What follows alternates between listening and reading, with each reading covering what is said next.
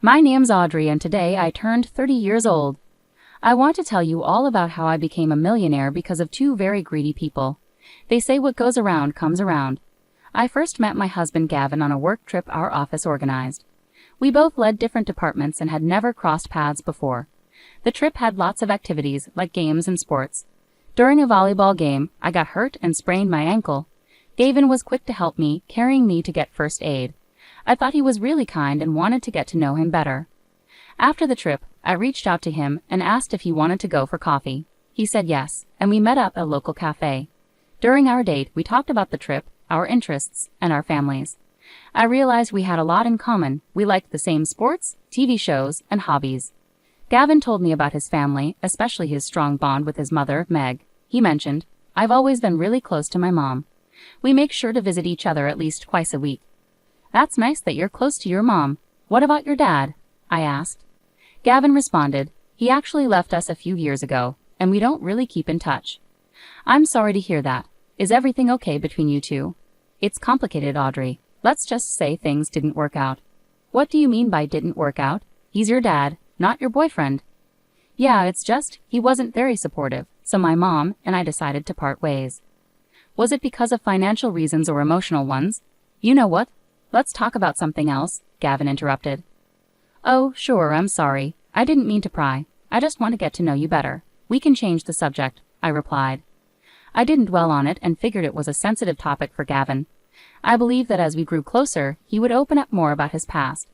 In the following weeks, we continued to meet, sometimes even during work. I started having lunch with him every day. Over a few months, we became very close, and our relationship started becoming serious. I knew Gavin's birthday was approaching, so I decided to plan a surprise party for him. I asked our friends to help with organizing and creating the guest list. Since Gavin was close to his mom, Meg, I thought it would be nice to invite her too. I debated inviting his dad, considering their relationship was unclear to me, and ultimately decided against it. The day of the party arrived, and after setting up decorations and preparing food, guests started arriving, eagerly awaiting Gavin's entrance. Just before Gavin was due to arrive, I noticed a well-dressed middle-aged woman heading towards the door. She wore a fancy green evening gown and carried a designer handbag. I approached her and introduced myself. "Hello, I'm Audrey. You must be one of Gavin's close relatives. It's nice to meet you. How do you know Gavin?" Finally, someone with manners. "I'm Meg, Gavin's mother, and yes, I'm the most important guest here. He's my son, you know." "Of course, Meg. I didn't mean to offend. Gavin speaks so highly of you. Please come in and make yourself comfortable." "Well, I should hope so. I practically raised him all by myself. I hope you've done a decent job planning this party." "I've put in a lot of effort, and our friends have been a great help too. I hope you enjoy it," I replied calmly. "We'll see about that. Just make sure you don't interfere with my time with Gavin. He's my son, after all," Meg retorted sharply. "Of course, Meg. I wouldn't want to come between you two. Gavin values his relationship with you, and I completely understand that," I reassured her. Despite my efforts to appease her, Meg didn't seem impressed. She started loudly criticizing the decorations and began insulting some of the other guests at the party. Despite Meg's behavior, I remained composed and continued to show her hospitality, hoping she would eventually approve of me. When I heard Gavin's car approaching, I went outside to greet him. The surprise party went smoothly, and Gavin was genuinely happy with the effort I had put in. We enjoyed cutting the cake and exchanging gifts. During the party, Meg insisted on being next to Gavin in all the photos, even those with just Gavin and me. She also boasted that her gift was the best and confidently predicted Gavin would love it. I was surprised when Gavin didn't intervene or stop Meg's behavior. Instead, he accommodated all her requests and ensured she was always by his side. When it was time for dinner, everyone took their seats at the dining table. Gavin stood up, thanking everyone for coming to his birthday celebration. He mentioned he had an important announcement and was glad everyone was there. Suddenly, Gavin knelt down and pulled out a ring, asking me to marry him. I was thrilled and tearfully accepted amid cheers and congratulations. However, I noticed Meg had quietly left the table. Confused, I brought it up to Gavin. "Babe, your mom left the table. Is everything all right? We should find her and get her blessings. She'll be upset if we don't." "But why do we need her blessings? It's our decision, isn't it?" "You don't understand. I'd always discuss important decisions with my mom. We're really close and I value her opinion." "I understand she's important to you, but shouldn't we make decisions together?" I gently questioned. "Of course we do, but I can't just ignore her. She means a lot to me. Can we please find her and talk to her about giving us her blessings right away?" Gavin insisted. I was worried about how dependent Gavin seemed on his mother's approval, but I loved him and wanted her acceptance. We searched the house but couldn't find her. Eventually, we discovered her sitting quietly in the backyard. We approached her to ask for her blessings, which she reluctantly gave when Gavin insisted. "Mom, I'm sorry I didn't talk to you before proposing to Audrey. It happened in the moment, and I thought it was right," Gavin explained. "Well, Gavin, you always discuss big decisions with me. I felt a bit left out this time," Meg replied with disappointment. "I know, and I didn't mean to upset you.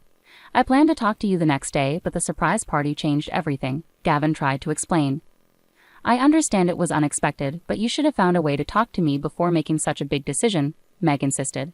"You're right, Mom. I should have found a way. I got carried away with the excitement, and Audrey has been incredibly supportive. I wanted to show her how much she means to me. I can see how much you care for her, Gavin. Just remember to keep me in the loop, especially for important decisions." "I promise, Mom. I'll do better at keeping you informed. You're a crucial part of my life, and I want you to be part of Audrey's and my journey together. That's all I ask, dear." Feeling uncomfortable overhearing their conversation, I decided to step away, though I knew I wasn't eavesdropping. As I turned to leave, just a few steps away, I couldn't help but hear Meg criticizing me. She said I wasn't good enough for Gavin and that I was only interested in him for his money, adding that I wasn't even beautiful enough. Despite her hurtful words, I chose to ignore them and carried on. Over the next few weeks, Gavin and I began planning our wedding. Meg didn't offer any help with the preparations but insisted on making decisions, like my wedding dress. When I expressed my desire to choose my own dress, she threw a fit. She also met with me several times to insist I pay more than half of the wedding costs, claiming I was lucky to marry Gavin and should contribute more financially. I didn't let these incidents affect me too much, hoping Meg would warm up to me after the wedding. Finally, on my wedding day, I was in my dressing room with my bridesmaids and mother, getting ready in my beautiful white gown.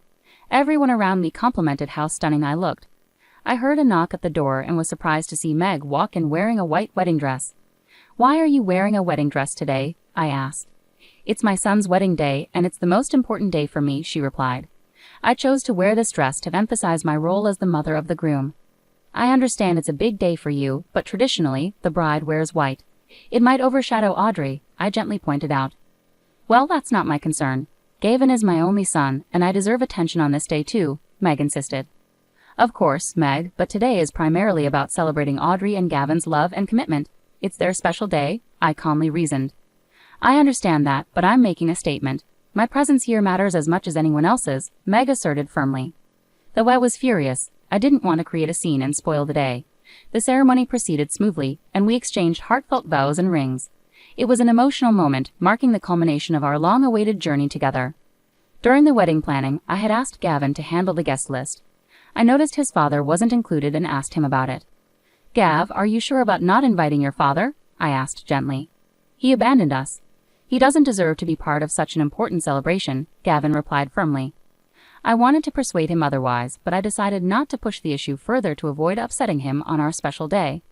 The next few months after our wedding were filled with happiness. Gavin and I cherished every moment together and began planning to buy our own house. We had always dreamed of living together and decided that getting married was the first step toward that goal. We started looking for our dream home, spending hours every day searching for options.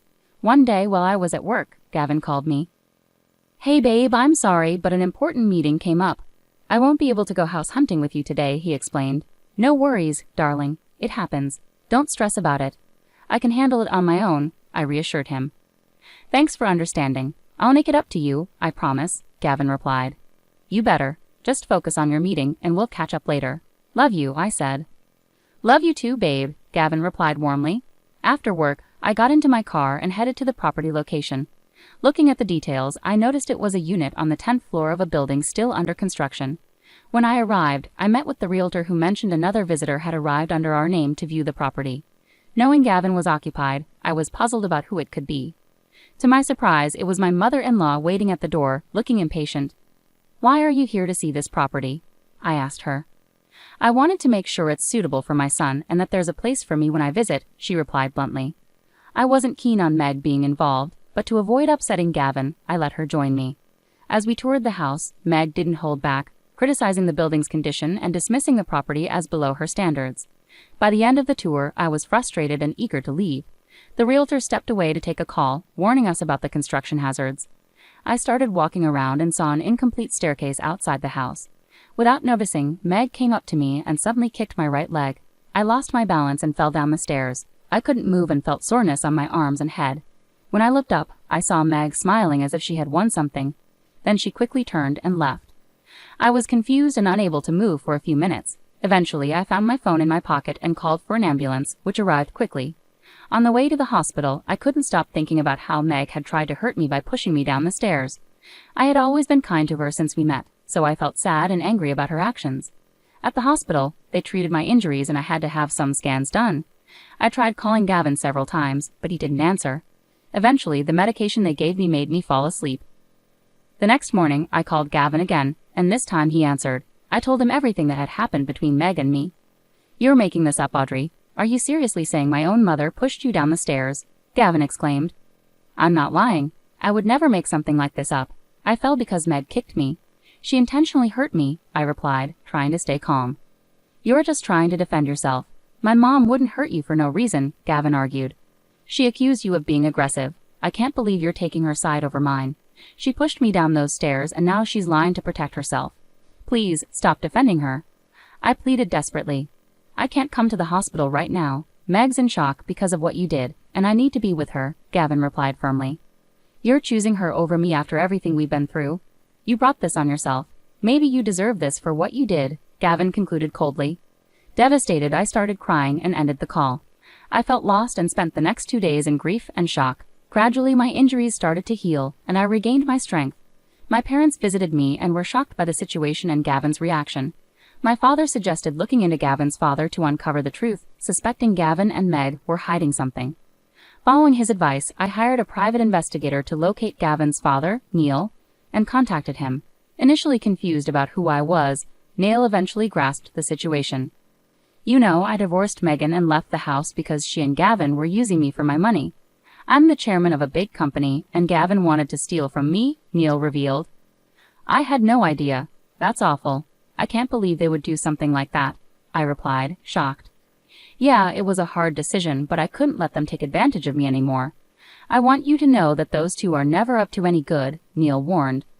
"Thank you for telling me, Neil. I believe you, and I'm grateful you're looking out for me," I expressed. "Now I have a plan to handle this situation. I need you to somehow get Gavin and Meg to visit you at the hospital tomorrow morning," Neil instructed. "Why do you want them to come here?" I asked, curious about his plan. "I need to confront them about their actions and protect you from any further harm. It's time they face the consequences of their greed," Neil explained firmly. "All right, I'll do my best to get them here, but please be careful. I don't want anything bad to happen to you," I cautioned. "I'll handle it, Audrey. Just focus on your recovery," Neil reassured me. I was skeptical and somewhat scared, to be honest. I didn't want to see either Meg or Gavin. Gavin because I couldn't bear to face a man who trusted his mother over his own wife, and who hadn't bothered to check on me in the hospital. Meg because I feared she might try to harm me again. But I knew if I wanted to expose their wrongdoing, I had to trust Neil. I called Gavin and told him I had a special gift for him and Meg as an apology for what had happened. I said I wanted them to come to the hospital to receive it, emphasizing its value. Hearing this, Gavin and Meg eagerly agreed to visit me the next morning. The next morning, Neil arrived at the hospital with flowers. I greeted him warmly and expressed my gratitude for his support. Just as we finished talking, Gavin and Meg walked in. They both froze in surprise and stared at Neil sitting calmly in a chair. "Neil, what's going on? Why are you here?" Gavin demanded. "I couldn't stand by and watch you and Gavin manipulate Audrey any longer," Neil replied calmly. "Manipulate? We haven't done anything wrong. She's the one causing trouble," Meg interjected defensively. "That's not true. Audrey has been through a lot because of both of you. It's time to put an end to this," Neil asserted firmly. "Dad, you're messing everything up. Audrey and I love each other," Gavin protested. "I divorced your mother because of what you were doing. You were trying to take advantage of me and my company. I was simply trying to protect my own future," Neil explained. "Dad, you never supported me. You know that. I wouldn't have given you anything you asked for, yet you still tried to transfer my company into your name behind my back," Gavin argued. "I don't want Audrey to go through the same ordeal. I have something here to ensure that doesn't happen," Neil declared, handing Gavin some papers. "What are these?" Gavin asked. "Divorce papers. Gavin, so Audrey can finally be free from the toxic influence of both of you," Neil revealed calmly. Meg and Gavin were stunned. They started arguing loudly with Neil, pleading with him to reconsider. Neil stood firm, telling them they deserved the consequences of their actions for trying to harm someone innocent like me. He then called hospital security to escort Meg and Gavin out of the room, and they were removed. I had been through a lot, but finally, I had my justice. Neil and I maintained a strong friendship from then on.